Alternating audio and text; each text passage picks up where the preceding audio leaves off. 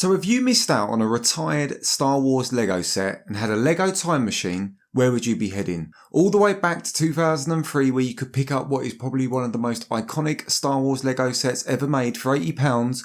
Or would you stop off in 2018 and pick up what, in my opinion, is one of the most underrated Star Wars sets ever made? Of course, this is a stupid question. You'd punch in the 1st of October 2003, fill the boot of your DeLorean with as many Cloud City sets as you could cram in, and have a field day on eBay. Mark, I didn't invent the time machine for financial gain. But financial gain aside, would this be the right choice? When LEGO released the Betrayal on Cloud City, it wasn't exactly well received and ended up having a shelf life of only 13 months, which was well below the 2-year average of the Master Build series. In 2018, this set would have cost you £300. However, today, a sealed version will cost you around £750. That's just over a 10% increase each year. It only had 2,812 pieces, which works out at just under 11 pence per brick, and this disappointed many collectors as they were expecting something much larger for their money. But here's a quick LEGO lesson. The average brick mould costs anywhere between £50,000 and £100,000 to make, and it's good for about 60 million bricks. So for a common 2x4 brick, the price per brick is essentially zero. However, for a more complex mould and less common part, the cost of a single piece can actually rise to as much as £1, which could kill the profit of a set. And that's before you take into account licensing fees, which for something like Star Wars is huge, even in comparison to something like Harry Potter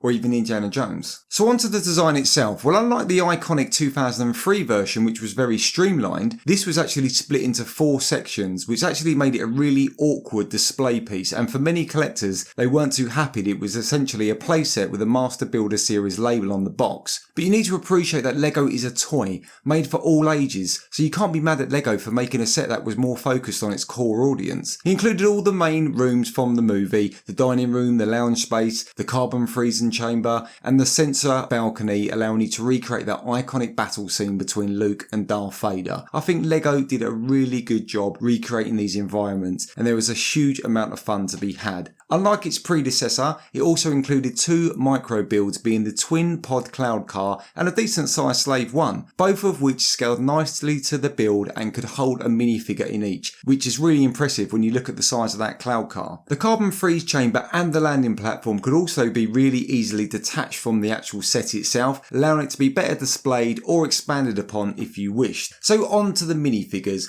Well, this set actually boasted 20 in total, 7 of which were unique to the set. And then when you refer to main characters within the franchise, this set actually had 3 of my favourite minifigure examples of them, which I'll get onto a little bit later. So let's start with the more common figures. R2-D2 SW052A, he came in 17 sets, and he had the lavender dot and the small receptor, a nice version of R2, but he was superseded by the 2022 version that had the back printing. C3PO SW700, again, not overly rare, he came in 11 sets, and like R2, he was improved with more detail in 2022. IG-88 was also included. He was a really nice figure, which included some really nice detail to the head, but again, he came in 2 other sets, one of which was a foil bag, so actually no real value there. Chewbacca SW0532, he hasn't changed much over the years, so this, albeit the standard version, he's the one we come to expect and still is to date. Darth Vader SW0636B, albeit a nice version with the 2-piece helmet and a spongy cape. He came in 3 sets and was also improved a few years later when LEGO introduced arm printing, even in the cheaper mech set. He also has 2 Stormtroopers SW0585, which was the 2014 version, which for myself and many is the best Stormy that LEGO have ever produced due to the more accurate helmet design. You also got 2 Bespin guards, one of which was SW0762, which came in 3 sets, and the other one was SW0975. Albeit unique to this set, he was an amalgamation of the same torso and a head from an old Rebel trooper. We also got 2 Bespin Cloud Car pilots, SW0969, which at the time were unique to the set. However, a year later, LEGO released one of them in a 2019 advent calendar. Moving on, we got Luke Skywalker, SW0971, which is actually a really lovely detailed minifigure. It includes a dual printed head, one side of which shows some bruising around his eye after his iconic fight with Darth Vader. This was actually a really expensive figure, only previously coming in the 2020 Celebration set, which wasn't publicly available available. However, later on in the year, LEGO released him in a magazine foil bag, at which point his rarity and value tanked, which for such a nice iconic figure was actually a bit of a shame. We received 2 Han Solos, the first one being SW0823 in his carbon chamber outfit, also seen in the 2017 Sarlacc pit. We also got 2 versions of Princess Leia,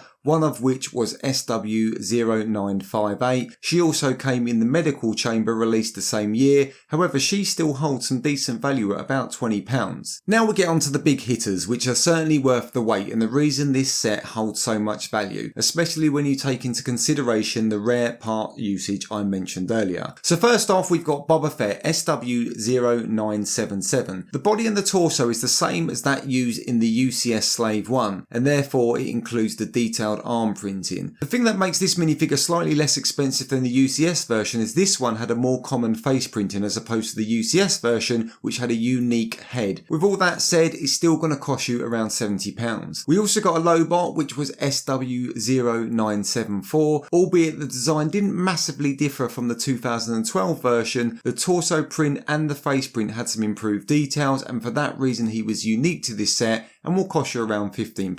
The Ugnaught SW0970 was unique to this set. He had a completely unique and highly detailed head mould, and this is the best version we've seen to date of this character, and for that reason he'll cost you upwards of £30. Moving on, we get the second version of Princess Leia in her Bespin outfit, SW0972. This is unique to this set and probably my favourite Princess Leia minifigure that has been produced. It includes some lovely fine detail printing on the dress, and as far as screen accuracy is concerned, I don't think we'll get a better version of this figure, hence she'll cost you upwards of £100. The second version of Han Solo, SW0976, is one of, if not my favourite minifigures I own. The detail on the minifigure is uncontended. The dual moulded legs show that yellow detail on both sides as well as his gun belt. The 2017 UCS Falcon, albeit had a nice Han Solo which included that unique dual printed head mould with the breathing mask, it didn't include these legs, which are unquestionably the best feature of this minifigure, hence he'll also cost you £100.